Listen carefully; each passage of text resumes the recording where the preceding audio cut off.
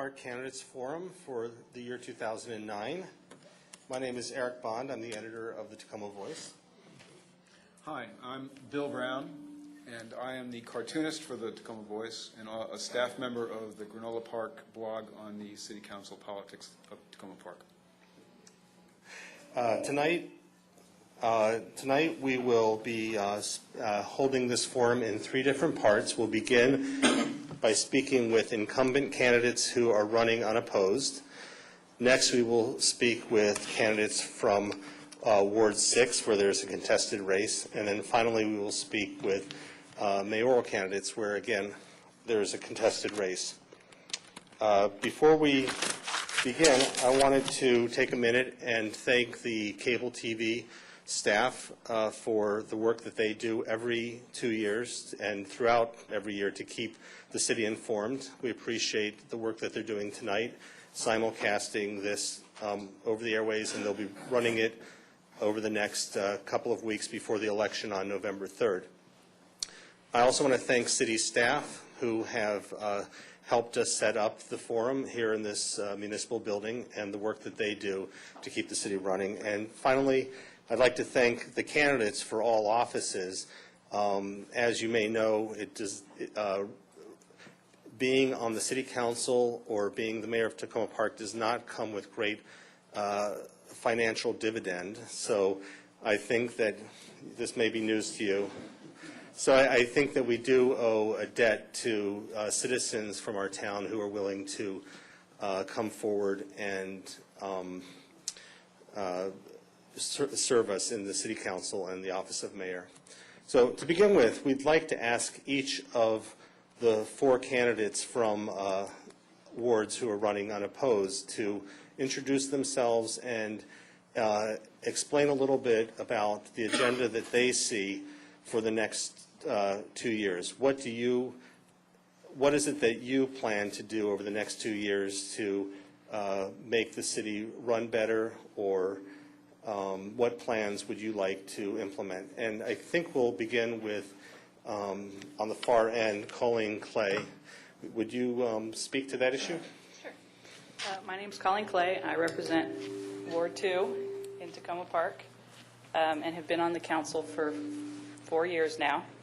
And I actually think that the most important issue facing the city at this time isn't actually what I deal with on a weekly basis, which is how the trash got picked up or didn't, and how the leaves get picked up or don't, and how traffic calming is working.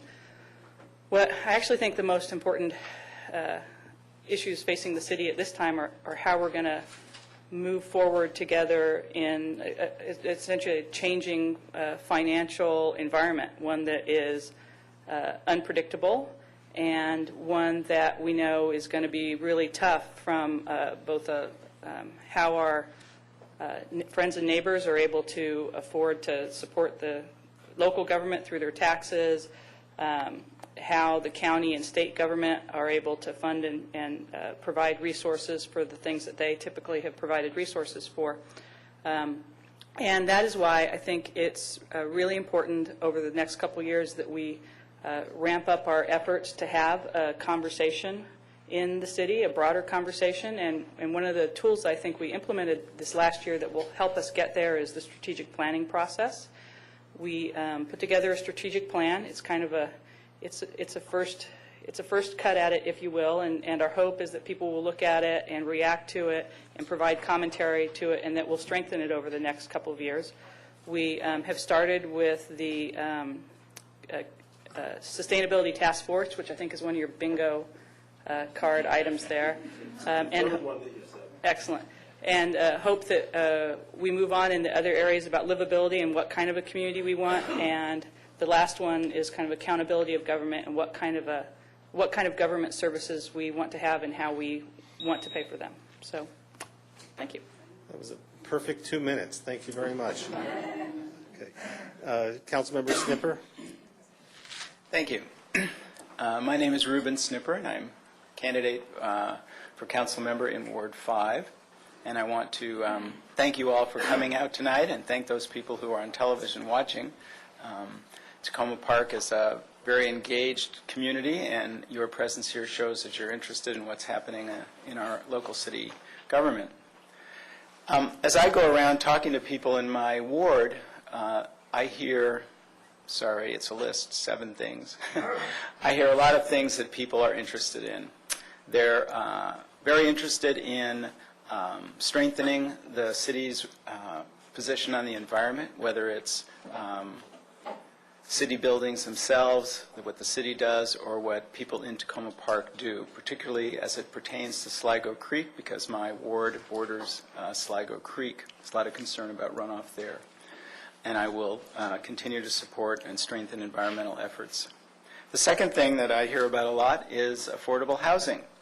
And I mean this in both senses. That is that we find ways to support our rental housing, and in addition, that people who own their own homes also can maintain its affordability, and that usually means when people talk to me, they want to keep their taxes low. So they want efficient government, and I will work for that also. The third thing I hear about in my ward is the hospital, and I will support continuing to negotiate with the hospital. If it in fact moves, that will be a long, lengthy process, but then we want good services to remain on the site. If it doesn't move, which I hope it does not, then we would like to help support the hospital so that it can be viable. The other thing I hear about is our youth. I hear a lot of concern that Takoma Park needs to support our youth, and I'm very interested in, you're going to cut me off here? Okay. Very interested in supporting our youth. I think the city can do more. 2 other things I hear about are controlling traffic. This is inevitable in a city like Takoma Park on the edge of Washington, D.C. There's a lot of cut-through traffic, people going through stop signs, or maybe we need more speed bumps or some other device to slow traffic or to prevent cut-through traffic, and I will work to do that.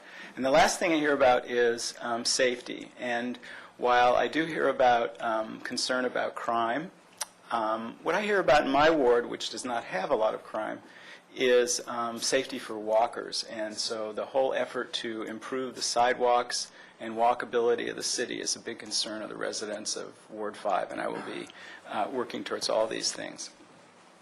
Thank you. Thank you. Councilmember Wright from Ward 1. So I'm Josh Wright. I'm from Ward 1. I live on Maple Avenue. Thank you, Eric, for hosting us all and being the moderator, and Bill as well. So for me, it really goes back to why I ran in the first place 2 years ago. And I think it's about making Takoma Park into what we all dream about as a community. And yes, it is going to be tough budget times, but I still hold up that ideal that we try and achieve. And I think that's an ideal where we have a walkable community with shops we can walk to, an idea where there's a fair taxation with the county, and that people also within Takoma Park pay a fair share of taxes to create that community that we want. I think it means a greener Takoma. I think we've had some successes so far, and I say we because it's not me, it's my fellow council colleagues, it's Mayor Bruce Williams, and it's many members of the community that work on these initiatives together with the city government. That's how we succeed. Its safety is of the utmost importance. We can't, we can't have a safe environment and a vibrant local economy if people don't feel safe to walk the streets. I think we also, as a Takoma Park, need to figure out a way to come together. There is an element of Takoma Park where there is more than one Takoma.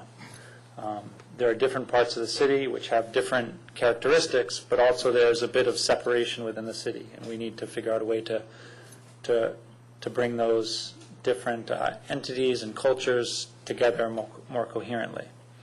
Now, I don't have all the answers to these things. I've found that the constituents that I work with most often have the most creative solutions to the problems that we face. We have those ideals, those things I think we all agree collectively we want to do together. It's going to be a tough budget time this year, and we're going to have to make some tough decisions about what services we want, how do we make the city and city government more efficient. So I'll continue to work for those ideals and look forward to working together with everyone to achieve them. Thank you. Mr. Seamens, I think we're going to lose you now. An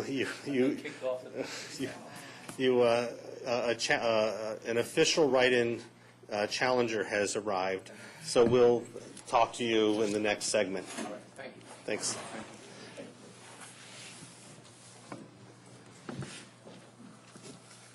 All right. Well, I have a question for all three of you, then. You can each take a turn, and please limit it to 2 minutes. I do want to explain the bingo comment for those at home. There is a bingo card that you can pick up on the Takoma Park website at Takoma.com, and go to the Granola Park blog, and you will find it there. You can print it out at home and follow along. So the forum question for the council members is this. The state cut the city's revenues by $578,000 this year. The city manager used the speed camera revenue fund to make up most of that amount, but the city is still short $135,700, and more cuts may be coming. How should the city deal with this shortfall? Start with Mr. Wright. Sure. Some of that shortfall is going to be dealt with by not filling open positions that already exist. And I think the bigger question is, how are we going to deal with additional cuts that may come? And also realizing that people are in tough economic times, and we don't have the luxury of raising taxes like we have in the past. So we're going to go through a process of negotiating with our unions. I don't think anything is off the table. I think we're going to have to look at staff furloughs, although those are not a long-term solution. Those can be a 1-year or 2-year situation that can help us out. I also think we really need to look at the public works renovation. Right now, the public works renovation is slated to begin in this budget year. And I think we're going to need to go back and look and say, do we do any of that? Is there some minimal amount we need to do? We do need to realize that we don't want to have a double standard around how we treat employees. So we renovated and made this space where office workers work very nice. The public works facility is not as nice and is downright old. And I think we need to address some of that inequity. But I think it's likely we need to figure out a way to hold off on doing most of that renovation until the economy stabilizes and we know what the situation is going forward. Thank you. Mr. Snipper? I'd like to say ditto with what Councilmember Wright has proposed. I think one additional thing for me, last year we started a process of looking more carefully on the city's, how the city does and handles its reserves. For a variety of reasons, the city keeps a quite substantial reserve fund, and last year, after some relooking at how that was done, we were able to reallocate some money that had been in the reserve for a long period of time that was basically never going to be used in order to fill in some of the budget gaps. And I believe there's more that can be done there. The city keeps an extremely large reserve by standards of local government. On the one hand, that's very responsible. That fund is meant to be a rainy day fund. Seems like we're hitting the time when the rain is coming down, when we're going to have some serious. So I would look, one of the things I want to do in addition to Councilmember Wright was suggesting was look some more at that.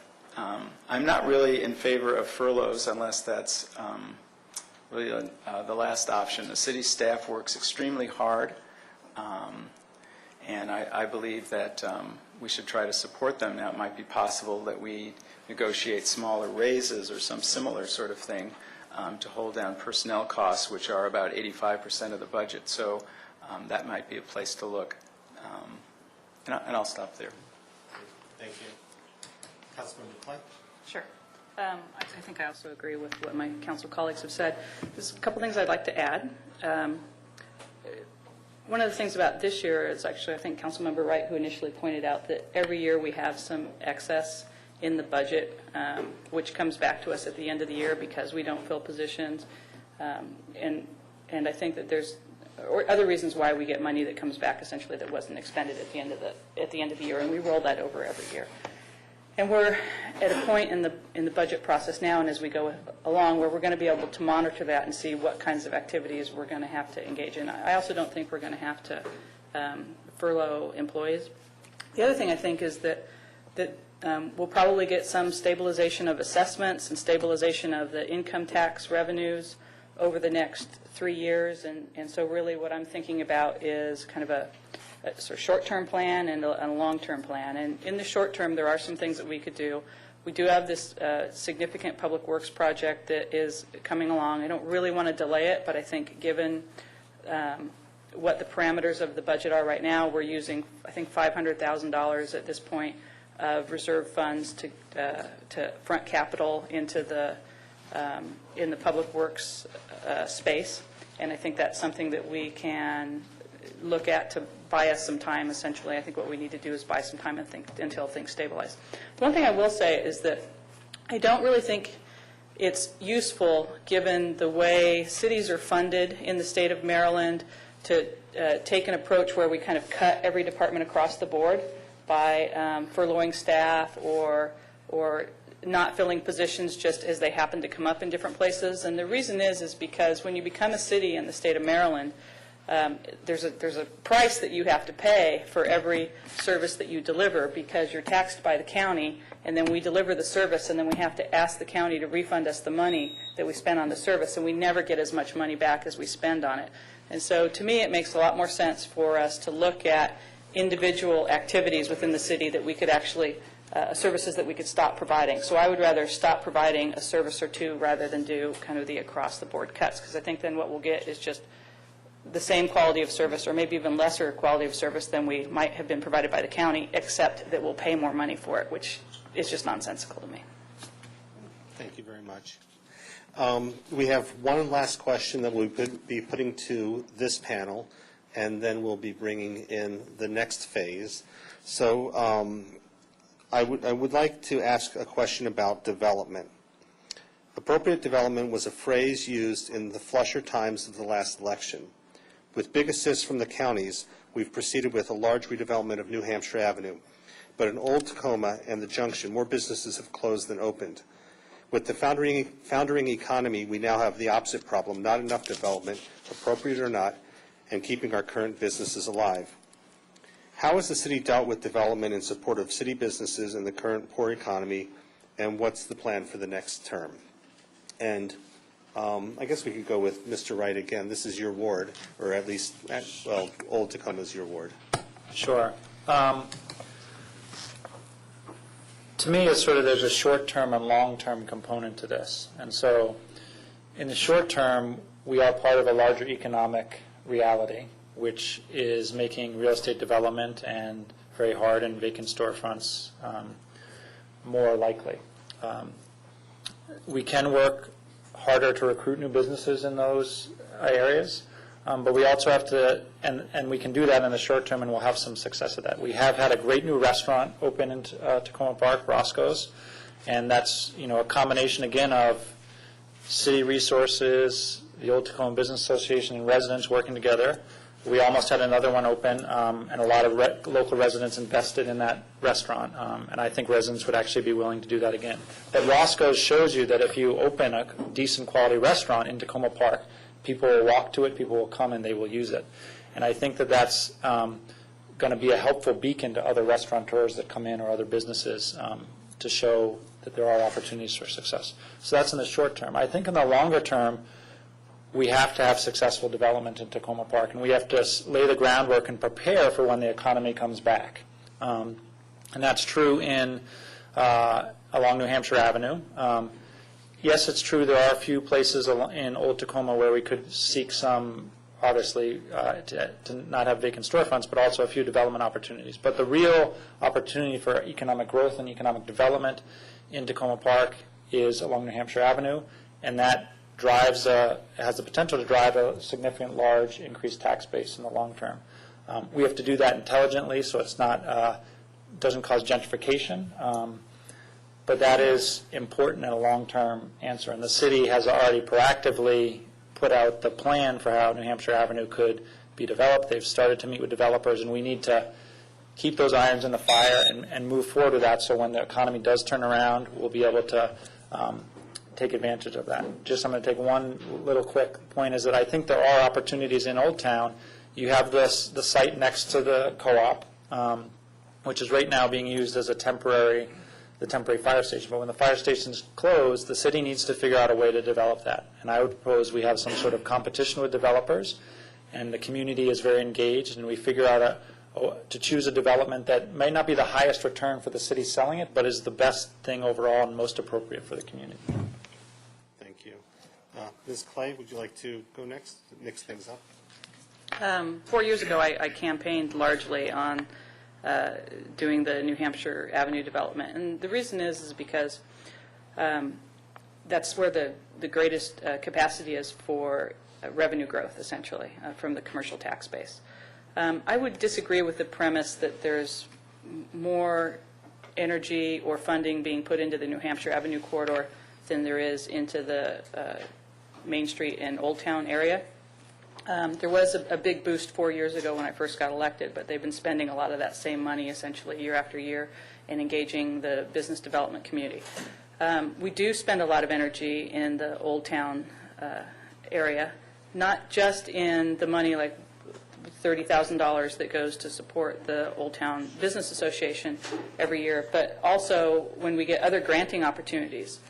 A lot of that money has been directed towards Old Town and not towards some of the other areas. So we've got the new, brick sidewalks along there, new curbs. We have the old style lamps that are there. There's the grants for the facade improvement and other kinds of things where we continue to work on that. And I think that in the short term, what our Economic Development Department can and has done is helped identify potential tenants for those areas and has worked very hard at it. I think the real issue is that we don't concentrate on some of our smaller pocket areas that are actually in Ward 4 and Ward 5, where we have some opportunity to engage and expend some dollars there. And I think that we should be thinking about that and how we can help organize some of the business and use other kinds of special districts, essentially, to help provide that kind of support. So New Hampshire Avenue is a long-term strategy. If it was in the budget next year to spend another $100,000 on it, that's something you could certainly sit out for a year or two without, really killing your strategy. So that's good enough. I should have gone second. Ward 5 has a couple of small commercial areas, just like Colleen was talking about. And those areas are struggling a little bit. And but the city, on the other hand, has been, they haven't done enough, but they have done some, to do things to make those small commercial areas look more attractive, to help the owners of the businesses keep and run their businesses better. There have been some community meetings with suggestions for how to make those more attractive, how to improve them, what can the city do. The city has, in fact, accessed some grant funds to do those kinds of things, whether it's improvements to streetscapes or sidewalks or similar. And I think the city should continue to do that. I think long-term, though, and for bigger bucks, as Councilmember Clay put it, New Hampshire is the way to go. That corridor is the way to go. But I think in the short term, supporting the commercial areas within Takoma Park, and there are an amazing number of them. If you go around, you'll see them. And that's the way I would do it. Thank you very much. Thank all of you for your service, and let's bring up the candidates from Ward 4 and Ward 6.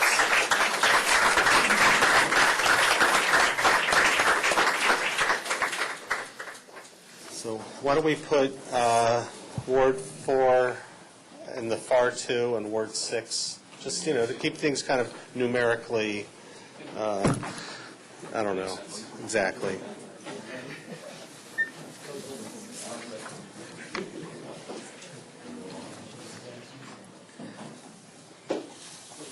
Numerically consistent. Go. Reuben, please. Okay. So just to clarify, we have two groups of candidates. To my far right, not politically necessarily, in the Ward 4 race, Terry Seamens is the incumbent, and Eric Mendoza is challenging him as an official write-in candidate. And then next to them, we have Navid Nasr and Fred Schultz, who are running against each other for the Ward 6 seat, and there is no incumbent in that ward. So we'll be asking, similar questions of all of you, but viewers, keep in mind that these are not 4 people running for 1 seat, but 2 different races. I'd like to start in the same way and have each of you speak very briefly about who you are and what your agenda is for the next 2 years. And why don't we begin with Mr. Seamens? Thank you, Eric. This is an exciting time in Ward 4. It's the first time in over a decade where Ward 4 has had more than 2 or has had more than 1 candidate run for the seat. In the last 10 years, I've worked hard to bring the Ward 4 community residents into the decision-making process and to be more active in community events. I've reached out to many constituents in our very diverse ward and worked to address each of their needs. I'm really happy to see Eric Mendoza step forward to voice the desires of the young people in the neighborhood. I'm glad his generation sees the value of active participation in the government. Regardless of the outcome of the election, I look forward to working with Mr. Mendoza over the next 2 years to further engage the young adults and ensure their needs are met.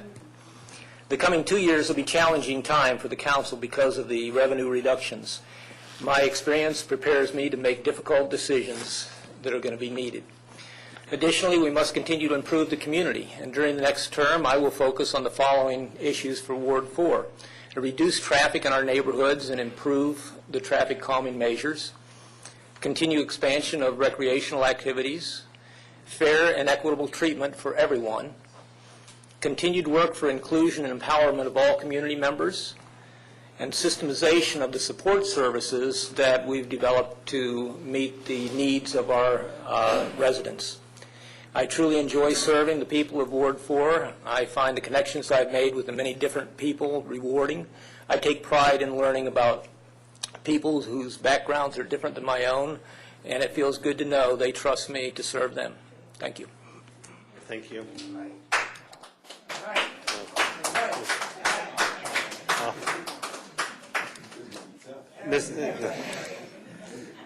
We can, we don't need to clap all the time. Mr. Mendoza. Thank you, Mr. Bond. Well, as y'all know, my name is Eric Mendoza. I've been living in Takoma Park, Maple Avenue for over 25 years.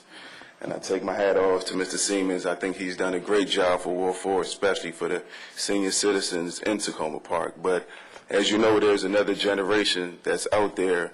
And hopefully when we become senior citizens, we can, have the same results and the same living conditions that he provided for them. But at the same time, there's some serious issues that needs to be handled, not on top of just the youth, but as the commercial taxpayers we have 4 local stores in Takoma Park that just getting taxed, and it's like Councilmember Clay said, they're having hard times right now, and I just felt like I couldn't sit around another 2 years and let Mr. Seamens control Ward 4 again. It's like in the next 2 years, Ward 4 might just be buried, so I felt like I have to step up and try to find a way. And like he said, even if I don't win, we're still going to get together and bring Ward 4 back together, because right now, in the next 2 years in the city of Takoma Park, I believe is a very important time for us.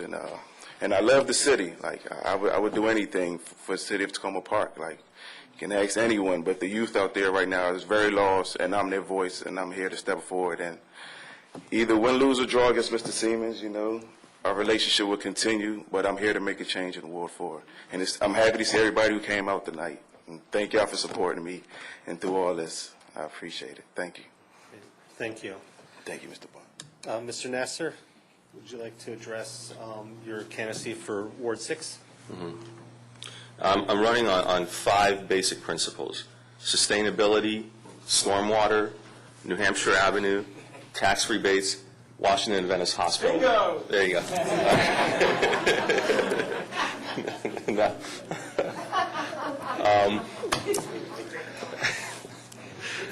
Actually, in all seriousness, my name is Navid Nasser. I live in the Hillwood Manor Apartments, which is on the very, very southeastern edge of the ward. Frequently, people don't even realize that it's in Takoma Park. That's how far isolated it is. But we are, nevertheless, a part of the city, and a part of the city that has been neglected for far too long. Tenants in general in the city, despite the progressive outlook that encompasses everything, don't have it as good as people think. I myself have been in apartment complexes, thankfully not my own. Crystal, our property manager, is a lovely lady, and Hillwood Manor has improved light years in the past decade. But I've been in properties in the city where the conditions are just atrocious. I saw an 85-year-old lady who showed me her back covered in bed bug bites. I've seen her refrigerator hadn't worked in 4 months, and nobody had done anything about it. The first floor units in the apartment, it was just this smell. I can't quite the only word I can think is maybe like wet dog times 1,000. I can't, and it's stuck to everything. I just had a bottled water that I'd laid down just to snap some pictures because it was visible. Whatever was causing the odor was actually visible. And I had done that, and when I was driving along, I went to take a sip from the bottle, and I realized that the stench had clung to it. It was so powerful. I tried to do things about it, but, and I got the runaround. Anyway, I'm running to try to improve conditions, not just for renters, but for everybody in the city. And I know people are concerned about various different things like crime, and I have solutions to that, which I will get into hopefully in another question, because I don't want this to go on for 5 or 6 minutes. So, please, Mr. Schultz. Thank you. Mrs. Schultz? Thank you all for coming. It's exciting to be here tonight. My main task right now, I guess, is to introduce myself. I realize, having lived where I do on Wildwood Drive for 23 years, is that while my neighbors know me, nobody else does. And so that's a big task. As the Takoma Voice points out in a recent article, I'm and Navid we're both new to political office. But I want you to know that I am not new to public service. Half of my 40-year career has been spent in government, mostly local government. For example, I worked for 8 years for the city of Baltimore, working as a community development planner in the inner city of Baltimore, its minority neighborhoods, organizing those communities and distributing block grant money. Now, this was right after the riots, by the way, in the 1970s. I also worked for 11 years with Arlington County in its economic development office.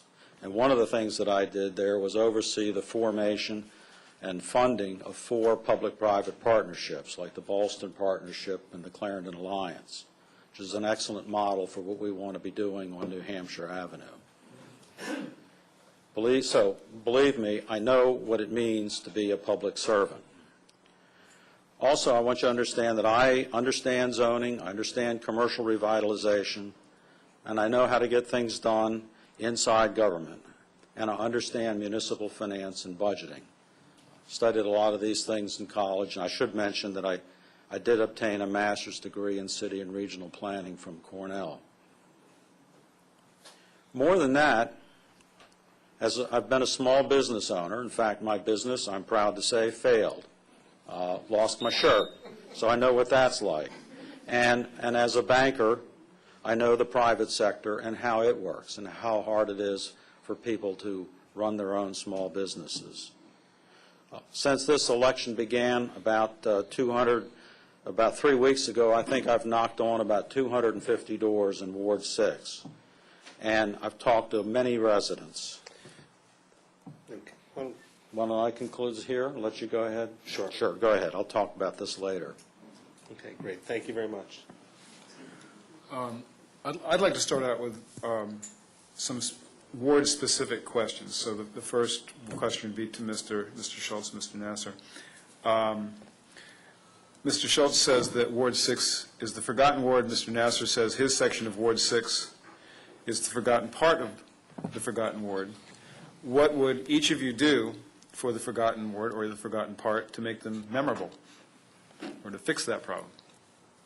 Well, I think one of the things that I definitely want to work on is that there's two major civic associations in Ward 6, Hillwood Manor Civic Association and the New Hampshire Gardens Civic Association. Neither one of them has been very functional over the past 6, 7, 8 years. They used to be, and for reasons that I'm not fully understanding, they haven't been in recent years. And those two community organizations need to get organized. They need to have regular meetings, which they don't do now. They need to have newsletters, the old-fashioned kind, because when you organize a community, you improve its safety, because people get to know each other. You bring life to that community because people begin to recognize each other and talk to each other. You give the community citizens an opportunity to talk to city officials in an organized sort of way. So you help the city be able to do its job, and you help the citizens voice their opinions.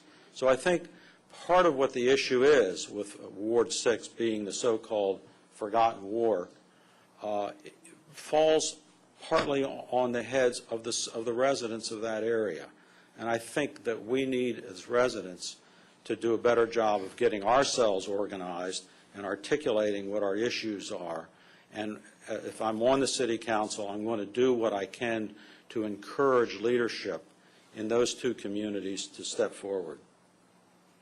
Thank you. Mr. Nasr. Okay, all right. Well, we also have a tenants association in the Hillwood Manor Apartments, and much like Fritz just said, varies from dysfunctional to non-functional. We have a listserv comprising of about half a dozen people, and meetings attended regularly by the same half a dozen people. And obviously something needs to be done. One thing we tried one time was having beverages, and all of a sudden 20 people showed up, but that declined sharply, went back down to half a dozen people. So obviously that's not sustainable in the long term. What we can do to help the ward is several things. One is our ward, believe it or not, our ward is the economic lifeblood of the city. The shops and the stores and the crossroads, that's where the city draws a large part of its revenue from, and unfortunately we don't get to see a lot of it come back to us.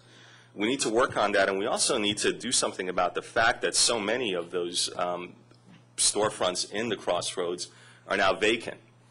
I think Councilmember Josh Wright addressed that when he was up here, but that's certainly something that needs to be addressed. Maybe what we can do is bring in groups like the Latino Economic Development Corporation and have them give microloans to some of the small businesses there, help keep them afloat during these lean economic times, because if those small businesses go under, I mean, I don't know what the future holds for us as a ward, but even as a city, period. They're really the lifeblood, and they're what keeps us going economically, so we need to look out for them. Another major issue that people have with us in Ward 6 is crime, and that issue really can't be separated from the issue of juvenile delinquency. So what I'm going to do if I become councilor is I'm going to call for a crime summit, and I will bring in youth groups that I work with, like Gandhi Brigade, Mixed Unity, and Identity, and have them work with the police and other agencies and with residents. And actually, Councilmember Jamie Raskins has endorsed my call and has said that he'll be here when we do that. So, Okay. And for the candidates for Ward 4, the youth is, or Mr. Mendoza has mentioned youth, and I'd like to ask both of you, what would you like to see the city do for youth that it's not doing? to help the situation? Yes. What would you, specifically, what would you do for youth in your ward, in the city? I mean, basically, I look at it like I already have been doing it, you know, especially in Ward 4. I mean, it's not, you don't see it in the papers every day or on TV, but, in Ward 4, the crime rate is the lowest crime rate in Ward 4. We just need activities. Like, I was happy to hear that they're going to put some skate parks and, like, little ramps and, but my main goal is I think we actually need a gymnasium, like, or a place where these kids can actually go and participate in activities. So hopefully I can bring that to guide them somewhere where they actually can have somewhere where they can do some constructive things with their time. I mean, I can't bring them all into my house and, and sit there. I mean, if I could, I would, but at the time, it's just real hard. Like, just talking about it, being out there with them, with the youth, it's so hard for them. And it's many activities, I asked them what kind of activities. Now they into boxing. As you can see, there's more skateboarding going on in Takoma Park. It's just not basketball when I was growing up or football. There's more activities and more things that these kids can actually do. At the present time, I'm trying to work and they have a studio facility in this building, which I don't know if you guys know about it, but it's been just condemned for like over a year. And I sat down with the rec department, and I'm trying to get that developed, get that going so they can actually have something where they can go to, not just making music, but film directing, and there's all kinds of things that can open up avenues for the youth and can open up their mind, and that's what I'm going to try to do. Thank you. Thank you. And Mr. Seamens? Thank you, Mr. Bunn. I agree that we need additional recreational activities. I've been very pleased to see the reimplementation of the Yes Basketball League to, again, provide one of the most popular activities here in Ward 4 and across the city for young people. I was also pleased that we were able to get the required money from Park and Planning to do the skate park that Mr. Mendoza mentioned. I agree, though, that we need more recreational activities, and I think one of the biggest things that we can learn from this election is, and that we can do, is to bring the young people together who have stepped forward to support Mr. Mendoza to, again, come to the city and help to build the support for additional recreational activities, especially for the middle school and high school age young people. We have too few recreational activities for that age group. But I think one of the things that I would like to see, and this is where I can use my position as a council member to help do something beyond just what we do on the city council, and that is to work with other organizations to try to bring some vocational training to the community. Because, and this gets into the area of crime prevention, we spend a lot of money on locking people up and arresting them, taking them off the street because of problems they're getting into. But when you stand in the corner, as I've done, and talk with the young men and women, many times they don't have the jobs, they don't have the education and the skills they need, and I think that the city can be a catalyst to bringing vocational training to the community. Thank you very much. I have a question that I'd like to ask to all four of you. And it seemed that to some extent I heard in your responses that you'd like to see more city services come to your ward, or at least continued city services in your wards. And this is a time when the county is short on cash. Peter Francho recently declared the state broke. It's unlikely that we have a lot of money coming in from above. we have rumblings about the taxes that people are already paying. And so my question to you is, as an incumbent, Terry, what attempts have you made to cut expenditures, and where would you like to see areas cut further? And then for the three challengers, I would like to hear where you would see possibilities to cut expenditures for the city. So why don't we start with Mr. Seamens? Thank you again.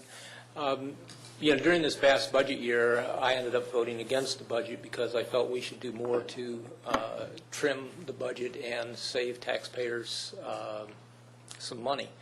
I think we saw this difficult economic time coming. We were kind of in the early throes of it, and I don't think we did enough. I think without getting into very specifics as far as where we should cut, I would like to see, as soon as the new council is put in place, for the council to decide on a dollar amount to give direction to the city manager on what the council expects from next year's draft budget, and then work on the budget from that point forward, rather than waiting until spring of next year, but start working with the city manager to identify opportunities for reducing services where it's appropriate.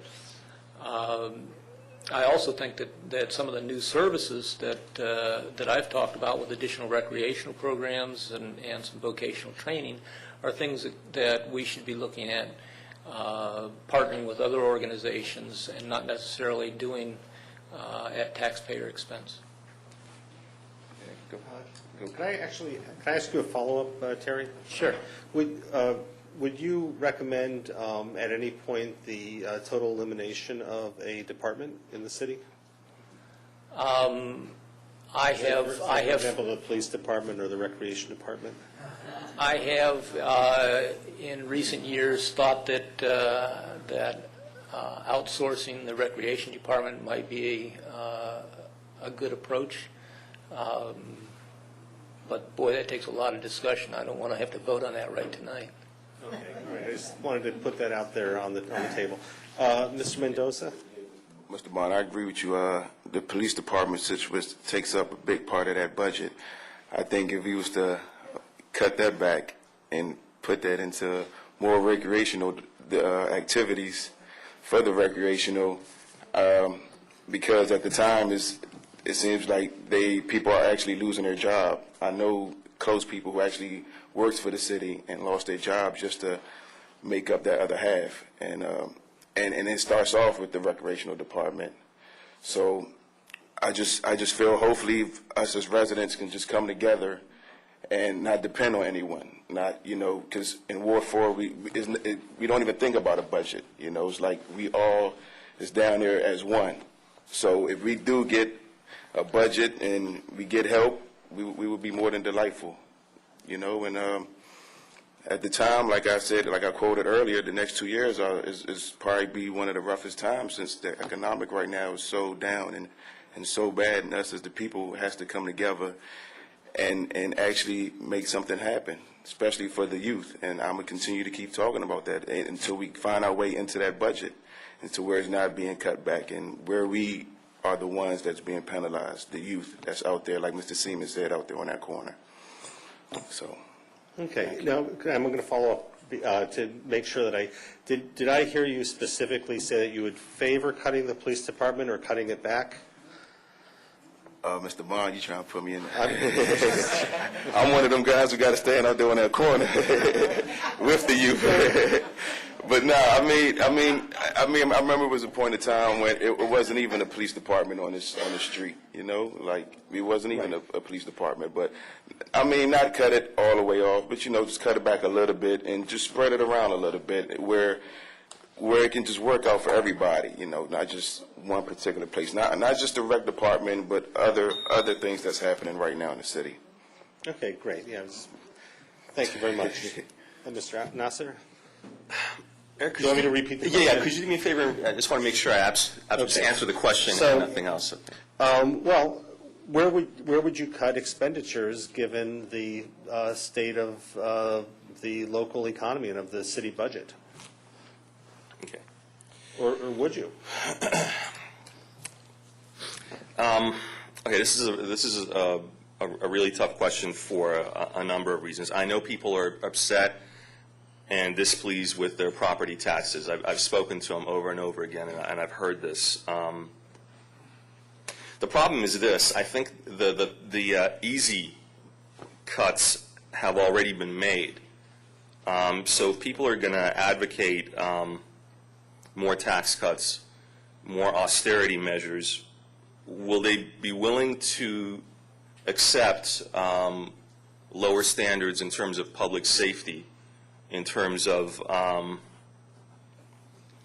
just living standards, in terms of a drop in education, in terms of a drop in the police department? I mean, that's what we're talking about. If we're going to cut any more, it's a vicious cycle when we talk about economic austerity. We're going to lower the living standard in the community. People are going to leave, and that's going to affect the economy. And then the suggestion is going to be more cuts. I don't know if I can consciously, in good conscience, support that. I really don't. I mean, I don't know what people want to hear, but I'm just telling you the God's honest truth. I don't know if I can, in good conscience, support that sort of thing. So, Great. Yeah. Thank you. Mr. Schultz? Thanks. This is a good question. Obviously, even those who have been experienced on the city council have no easy answers for this question. And I don't have any easy answers, too. But I will say this, that if I'm on the city council, I'm not going to tolerate or support the idea of cutting back the police department. Ward 6 has more crime than any other ward, and I'm going to be on this council if I'm elected to represent Ward 6.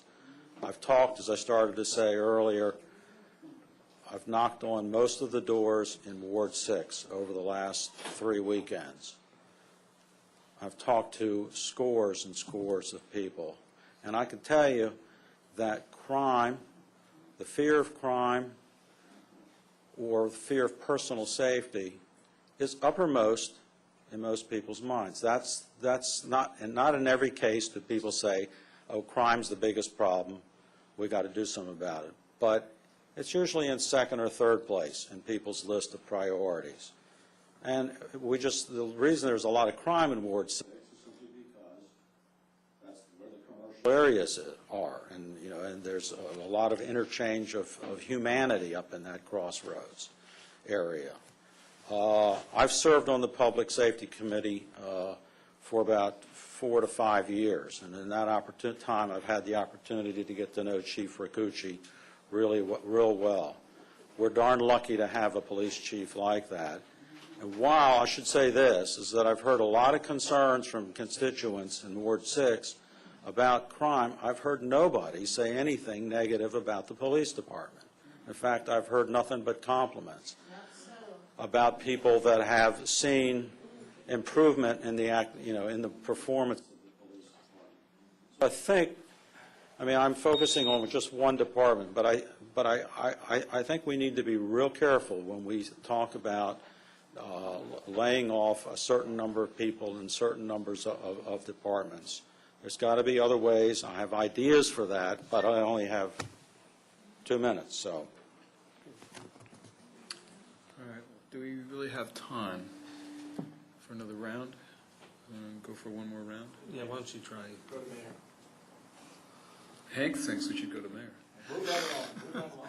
Come Okay. back. We'll ask questions to everybody at once. Okay, yeah, we have, unfortunately, we have limited time, and it's fortunate that we don't have a year and a half of campaigning in this city, but it does mean that, on the other hand, we have to try to make decisions fairly quickly about our candidates.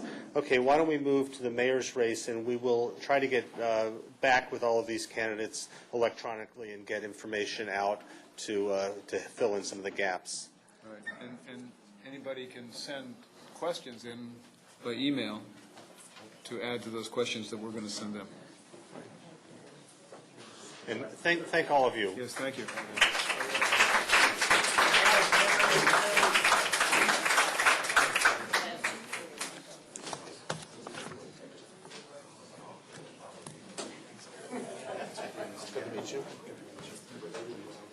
Bill. so. I don't know why. When did you get the Zingo card? I bought him lunch.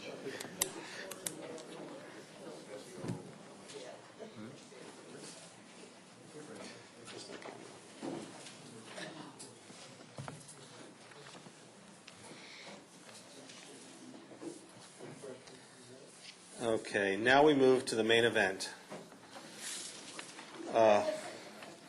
We'll be speaking with the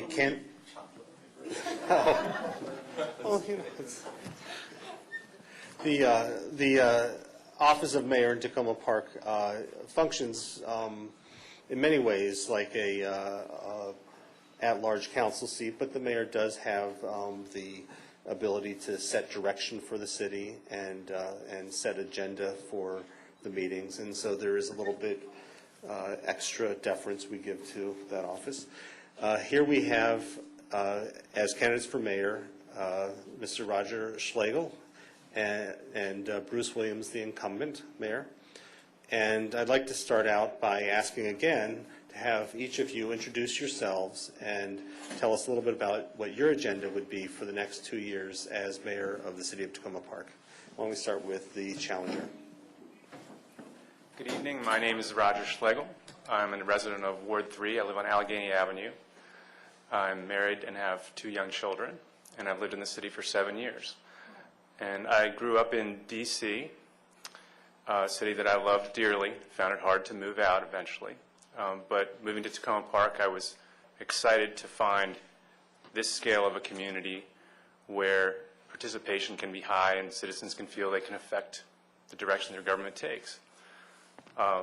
In terms of my career, I have a background in public administration with the MPA, and I've worked in local governments in the district and in North Carolina. For the past 15 years, I've been a high school teacher at Gonzaga High School, where I've worked extensively with youth and have done many of the other things that come with a nonprofit organization, such as strategic planning and other kinds of leadership. The reason I'm running for mayor is that I believe at this juncture, a change in mayoral leadership could be just the thing we need to bring the considerable experience and dedication of our council to bear on some very critical issues that we're facing. Those 3 critical issues that I would like to address are, first of all, as many of our council members have mentioned, the budget. I believe that we need to spend the residents' money as if it were our own household's money. My wife and I have traded off being on one income for the past 3 years, and I can tell you when the taxes went up last year, I was shocked. And I'm concerned we could become an enclave if we don't get that budget under control. Secondly, I believe it's imperative that we continue to accelerate on the question of environmental sustainability. I think our grandchildren will... I can give you another minute, and I'll make it 3 minutes for you to speak. I think our grandchildren will be ashamed of us if we don't do anything but everything in that regard. And finally, I feel that during this economic lull, it's very important that we get our ducks in a row as a community so that when growth does present itself again, we can move forward proactively and with unity to allow reasonable growth that gives us economic stability while maintaining that small town scale and pace that we love so dearly about this community.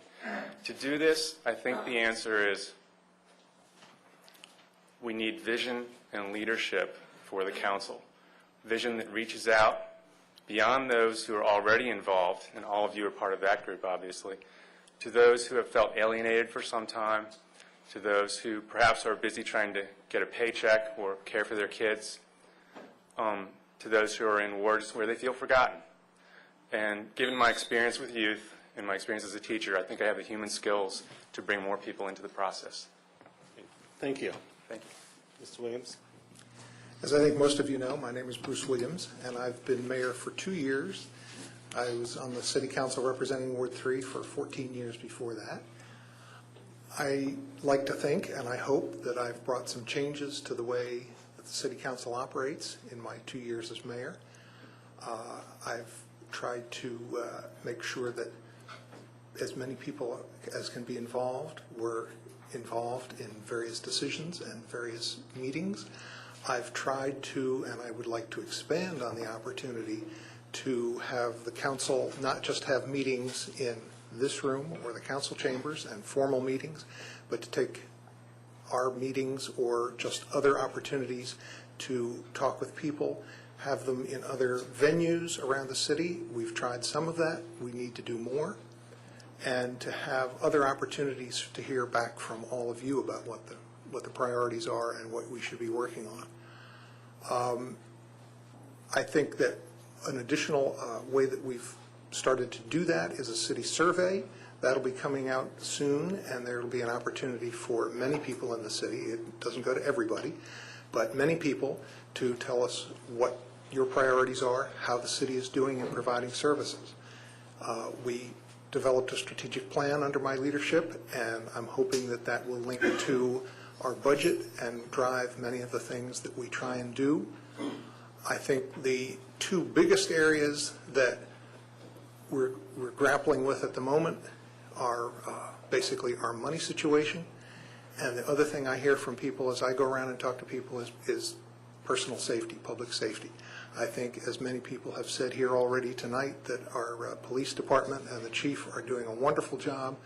I think there's always room for improvement.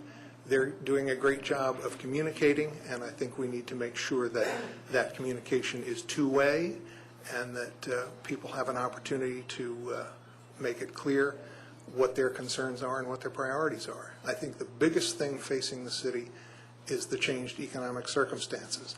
And I think my experience and my leadership in a number of venues, not just in the city, but in the Metropolitan Washington Council of Governments, in the Maryland Municipal League, and on the Legislative Committee of the Maryland Municipal League, in working with our county representatives, in my various efforts going to Annapolis and lobbying on behalf of the city and on behalf of municipalities. What I'd like to do is first and foremost head off some of the catastrophe that can fall on our heads from above, from state government, from county government, and make sure that in any cuts that anybody contemplates, that cities, Takoma Park in particular, are protected as much as possible from any decisions that are made at other levels of government. And then once we have to deal with whatever's left, I'll talk about it in another segment. All right. As you know, the city is planning a renovation to the Public Works Department, a fairly extensive one.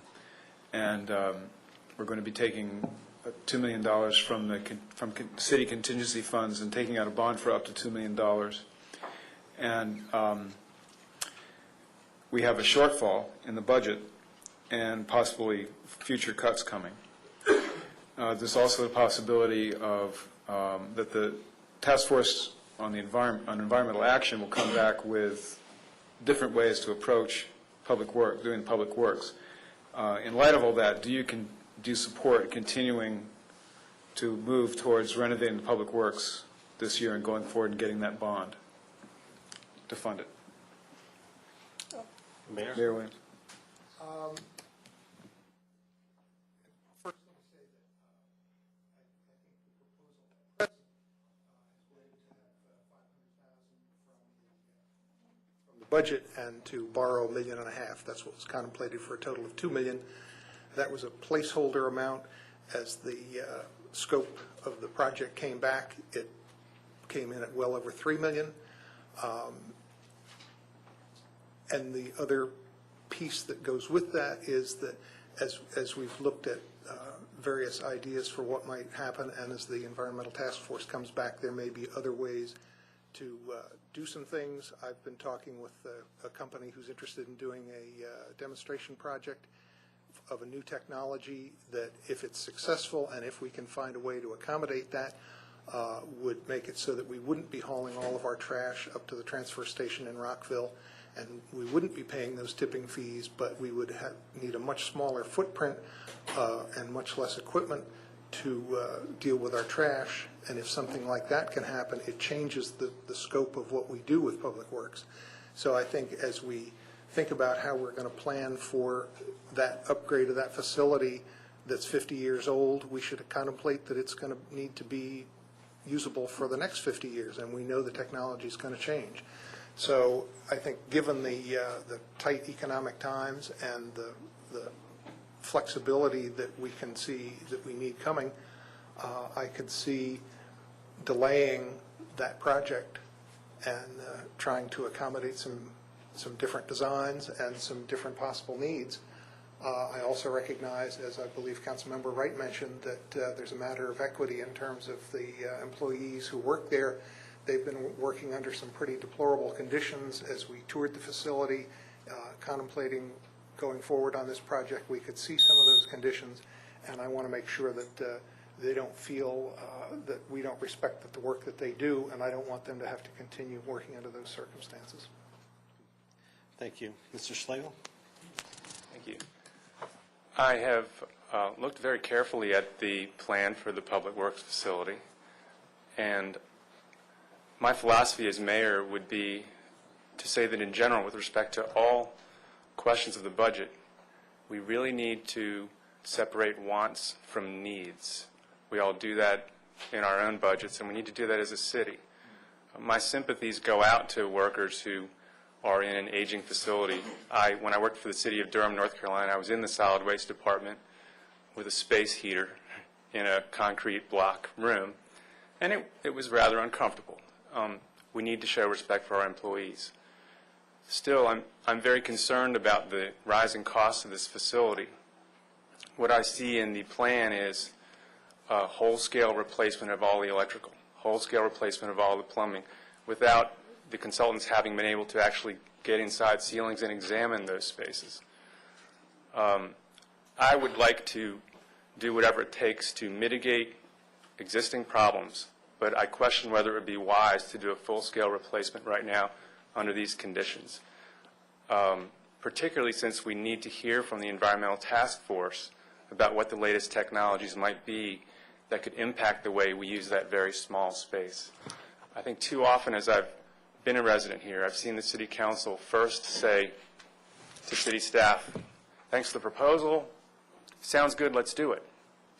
And then after it's completed comes the wouldn't it be nice phase, in which we end up retrofitting things to fit new priorities.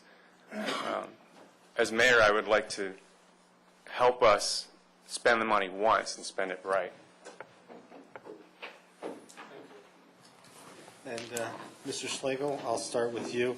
Do you support having a city environmental coordinator to help reduce the city's carbon footprint? And if such a position is added, how do you propose the city pay for it?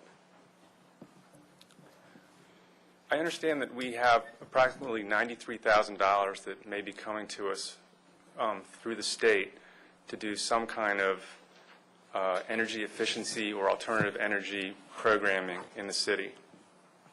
I would like to see funds like that allocated not to conscientious demonstration projects. We've had a great year of doing that, and we're about to do a green roof to the side of this building. But I'd like to start moving that money outward as a catalyst for broader scale change.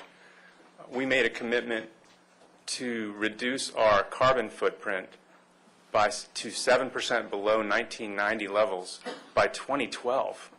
We're 2 years away from that. I truly feel that the way for us to go is to try to catalyze or leverage the creation of a co-op for alternative energy and for efficiency improvements. And we could also mobilize volunteers to help people make weatherization improvements to their homes or to rental properties. What a great opportunity for youth to learn some skills, to be around adults, to be mentored in that way. I'm looking for ways to stretch every dollar, and I wouldn't use $93,000 to create one more position ad infinitum. I would say let's use that $93,000 to get the best return in terms of environmental improvement. Thank you. Mr. Williams? I basically agree with Mr. Schlegel. I wouldn't create a position to do that. I think that if we can use that $93,000 grant to leverage improvements all over the city, it'll be money much better spent. I've talked with a number of people as I've gone around knocking on doors who have said, gee, that's just the area that I work in. I've done that in other jurisdictions. I'd love to help. I had to say, well, we've named our folks to the task force, but it's just starting to meet. It's open to the public. I encourage you folks to go there and bring those proposals forward. My understanding is that they're going to be doing that. I think that creating a position, particularly in this economic climate, is just not going to fly. It creates permanent costs. A huge percentage of our budget is personnel, and with just the nature of the increased cost in living, those costs constantly go up, and once you have a position, it's hard to cut it. So a grant-funded position or a volunteer or a group of volunteers to make something like that happen is the way to go, and I think that we need to increase our partnerships with organizations and the involvement of our citizens to fill these gaps and to help us get the word out to everybody that this is the kind of thing that we want to do. Thank you. Our city revenues come from primarily, one, a percentage of the state's income taxes, and two, from real estate personal property taxes. And our assessed property values in the city have been going up until recently, but they're sort of holding steady, but they're still pretty high up there. And this drives everyone's tax payments up, at least all the property owners. But the city also sort of keeps bumping up their take. And some say this places an unfair burden on city homeowners, especially those with moderate incomes. Do you agree that this is an unfair tax burden on homeowners? And if so, what do you propose to do about it? Mr. Schlegel first. Yes, I do agree it's an unfair tax burden on homeowners. You've asked a very broad-ranging question, but as I said earlier, my family has felt the pinch personally. I don't believe that the city should have raised taxes in a year when we were in the Great Recession. How do we, if your question is, how do we address that? Yeah, what do you specifically propose to do about it? All right. I've already started to talk about that. When you make the distinction between wants versus needs, and you really pay attention to items, line items in the budget, you can achieve some significant savings. I'll give you some examples. Right now, the city is undertaking a $1 million plus renovation of the council chambers, which is why we're sitting in this room. This room seems perfectly workable to me. Yes, that money does come from a combination of state and federal and private grants, but approximately $400,000 plus of that came from Maryland open space monies, which program open space, which could have been used for some other good purpose around town. $150,000 of it, and this is important, came from a pledge from Washington Adventist Hospital Foundation. That pledge in total is $750,000. And it was originally intended for a gymnasium. We've now rerouted $150,000 of that towards something that I do not think is related to fitness to any great extent. And we're left with $600,000 and some very kind people who are maintaining that pledge. I don't want to see us continue to dip into our gymnasium fund, if you want to call it that, for projects like this. In that project as well is $80,000 for refurbishment of the lobby. Which I think is hard to justify. Am I out of time, or could I? Yeah, well, we're okay. Another minute, perhaps. It's just important because I want you to understand that I've asked for 2 weeks I've been asking to see a line item budget, and I've found that it's not possible to have a line item budget printed for someone to review. I wonder whether anyone on the council has had the opportunity to view a line item budget. I do think we are the citizens, we are the residents, and we have the right to oversight of our dollars. There are areas of cost savings that we might want to do a better job of looking at. I'll just give you one example. we have a take-home patrol car program, and that is a wonderful incentive to retain quality police officers, but it is expensive with the miles put on the cars to and from the homes of our police officers. It does present a constant major capital replacement expense. It's something where we should do a cost-benefit analysis and see where those monies could be directed in another way. Thank you. Okay. Thank you for the extra time. I want to make sure I can got you 3 minutes. focus on the original question in addition to Okay, talking you want about it some of the again? points that he raised. So if you could just tell me the question again. Okay, well, I think you know the background of where the revenues come from. Yes. So the specific question, the question is, do you agree there's an unfair tax burden on homeowners? And if so, what specifically do you propose to do about it? I guess I would say yes, it is an unfair burden on homeowners. I would say that one of the byproducts of the fact that housing price increases have slowed down or stopped or reversed is that with the 10% cap on property taxes, that many people who've been in their houses for a long time are still kind of they're still catching up to that assessed value with the 10% increases, and with the assessment that everybody in Takoma Park is going to get in December or 1st of January. I don't know what those numbers are going to be, but I can imagine that the value, that maximum is going to come down, so that I can see an effect where many of the people who haven't caught up on those 10% increases will now kind of be at the true assessment, which in many ways will put them on more parity with the people who have just moved here, who don't have the benefit of that 10% cap, but are getting assessed at the full value, so that you could have people in adjacent houses in exactly the same house, exactly the same market value, and they're paying vastly different tax rates.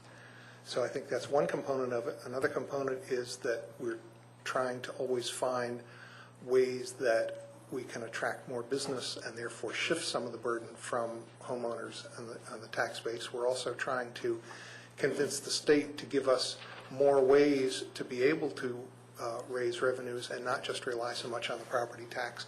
We had the property tax down as a proportion of our total revenues to about 38% a number of years ago. It started creeping back up again, and it's now in over 50%. And statewide in municipalities, it's about 60%.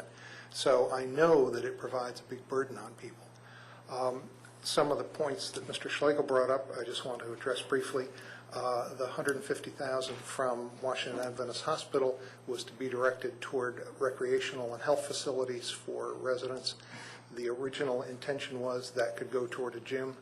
Without the gym, it was very clear that the expanded use of the council chambers into a more multi-purpose auditorium is more opportunities for people to have recreation in the city, and so they felt it was appropriate to transfer that there. We've had other discussions about other ways to have a gym, other ways to have a more permanent solution for a pool. We're continuing to try and work on those, and we're working with the hospital to come up with solutions there. With the lobby money, I know that the consultants came forward with a proposed lobby design. Part of that was driven by the fact that with the changed configuration of the auditorium, that the desk where it is doesn't work, needs to move, and so staff brought that forward to the council and said we need some advice on how to go on this, and the council wanted to make some changes to that, and that still has not been decided. Thank you. I have a question related to my understanding this summer that the city was starting to engage in an experiment in behavioral therapy.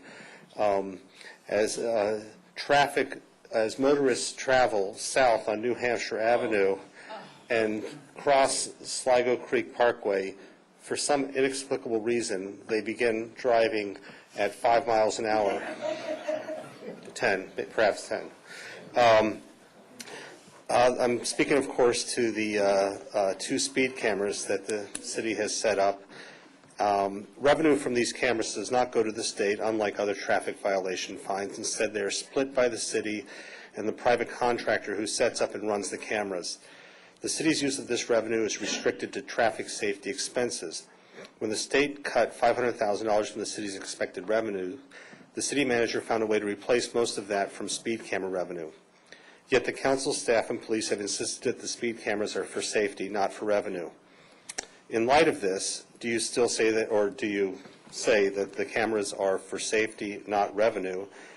And if they are for revenue, speed cameras are a non-progressive revenue source. How is this different from state revenues from slot machines, which the council condemned in the last gubernatorial election? So, Mr. Williams?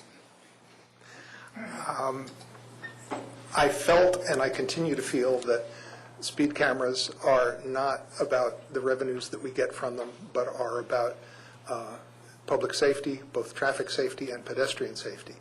The location on New Hampshire Avenue is right at the bottom of some hills, and I know that there have been a lot of accidents there. There have been pedestrians killed there.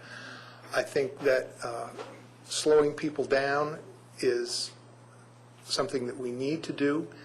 If we end up having a speed camera there that doesn't issue any tickets, I think we will have been successful. We will have won, and I will not feel badly about that. The thing that it will then cause is, as you point out, part of the costs of running that system requires some dedicated police positions to do it, to certify that, in fact, those tickets are valid and that they don't just go out to somebody who can say, well, you know, I was next to the car that was going too fast. So I think that it was the proper thing to do at this point in time, given the revenues that we have and the shortfall that we have, to transfer the costs for those positions in. In the future, it may be necessary to reevaluate as the revenues change, but I'm a firm believer, and I would keep saying, even if I were being the subject of a little behavioral change, like waterboarding or anything else, I would hope that it is all about public safety. It's not about revenues. It's about protecting our residents. Thank you. Mr. Schlegel, would you like to address that issue? Sure. Your question reminds me of this town in Delaware that used to have the speed limit drop from 55 to 25, and then that was their source of revenue. It seemed like legalized banditry. I don't think we're doing that. I think we are. I agree with Mayor Williams that we're doing something really good for public safety, preventing traffic accidents and pedestrian fatalities. However, I do feel that the way we've managed that speed camera fund is an example of the kind of short-term thinking that we need to get away from. It's important that we keep our long-term goals in mind. The speed camera fund has, as one of its primary purposes, making available resources to build sidewalks, as Councilmember Snipper mentioned earlier.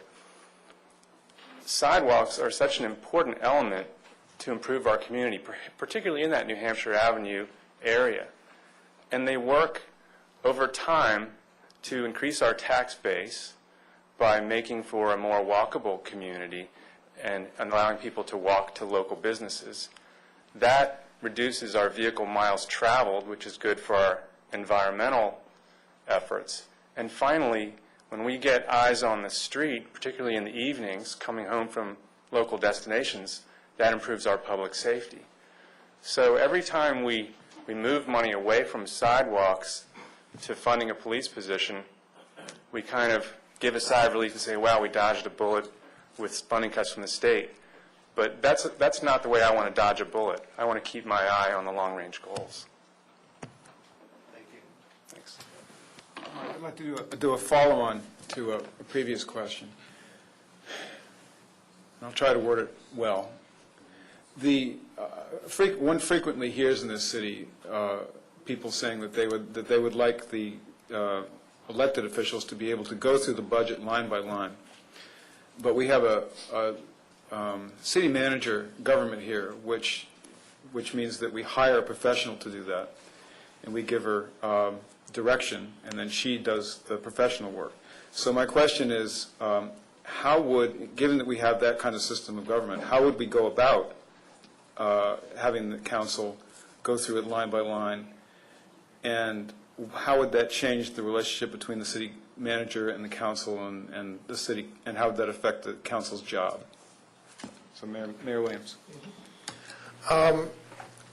I wasn't on the council then, but back in the 80s, I believe, it was structured a little differently, and various council members kind of had in charge of certain departments and had much more of a line item responsibility. I think the council at that point made a wise decision that the council should be in charge of policy direction, and I think the structure that we now have does that very well. Early in my time on the council, we would get every month a large printout of line items, account numbers. It wasn't necessarily down to a particular line, but it was much more detailed than we see now. And you could get kind of lost in those many pages and tracking the money as it came in over the year. I tended to look at them. Most of my colleagues didn't, and gradually people felt like that wasn't helpful to have that. What we do have is more and more getting policy direction from the beginning before the city manager puts together the budget.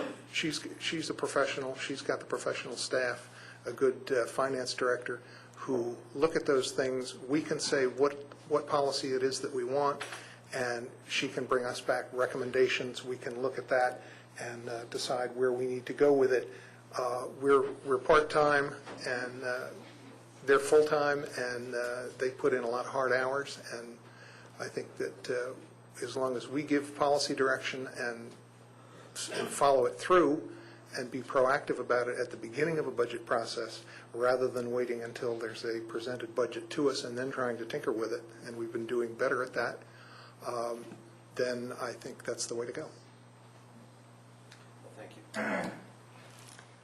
First of all, I want to say that I think City Manager Matthews is a true professional, and I don't want to imply that she's attempting to withhold information from the public or from council members. That being said, I don't think that we need to think of our budget as some kind of black box that we're not allowed to open up and look at. I think we have a responsibility, particularly in lean times, to do just that. And I've had the great pleasure to talk with all of our sitting council members over the past month and with the challengers. And we just have great expertise.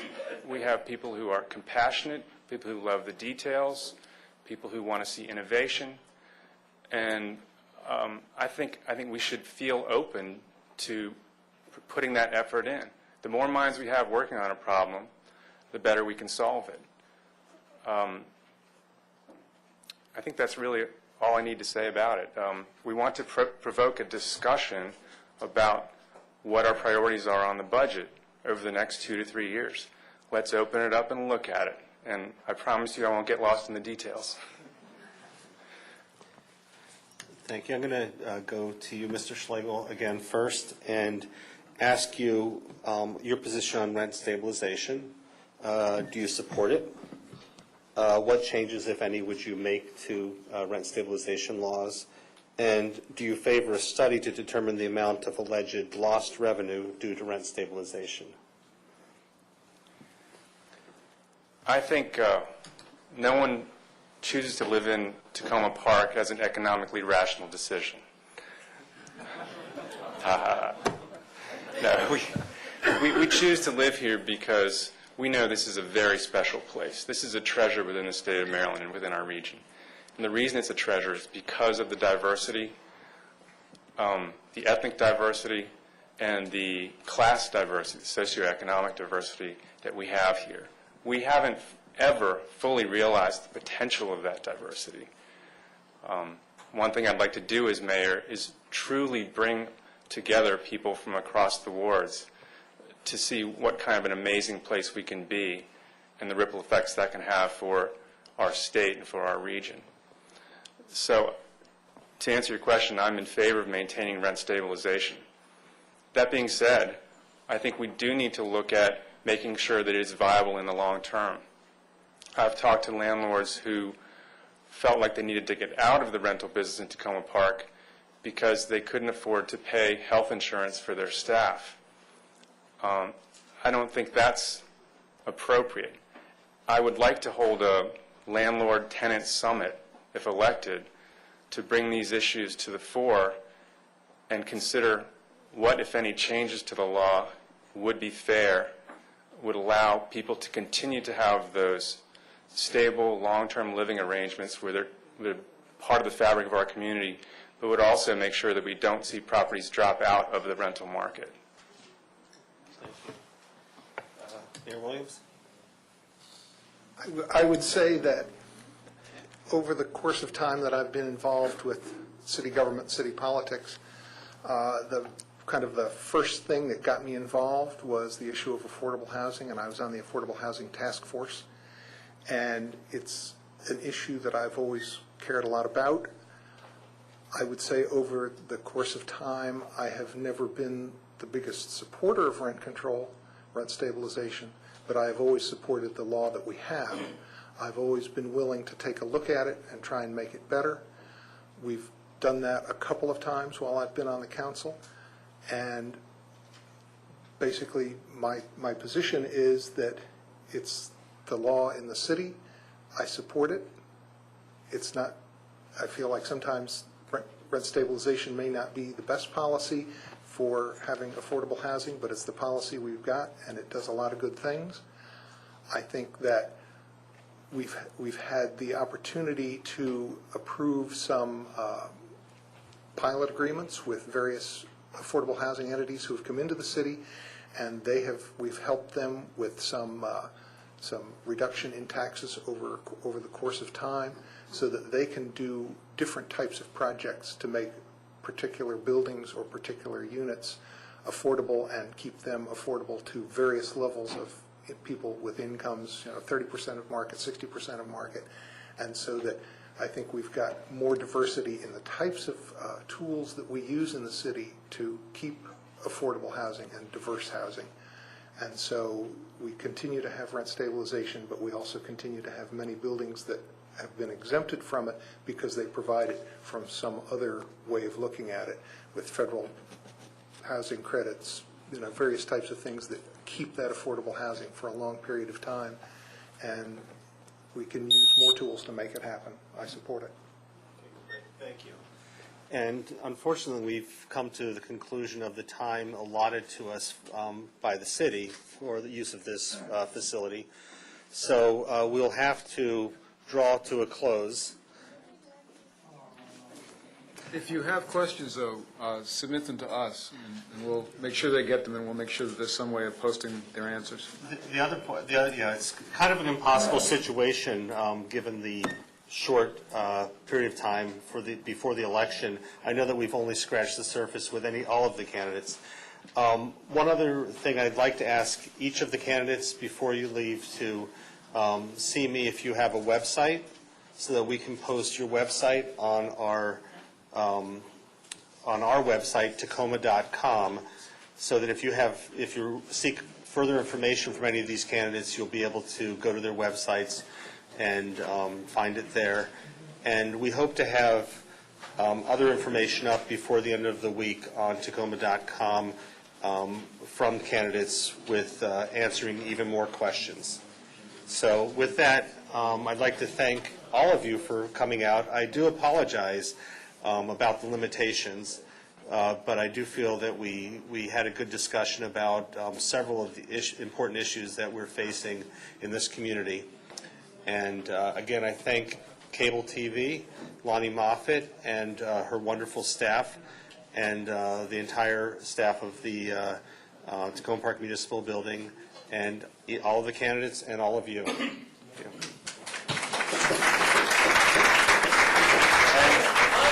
the staff of Granola Park. And Roger and I both agree that if you have questions that you'd like to submit, turn them into The Voice, and if The Voice puts them on their website, we will make the commitment to answer all of them.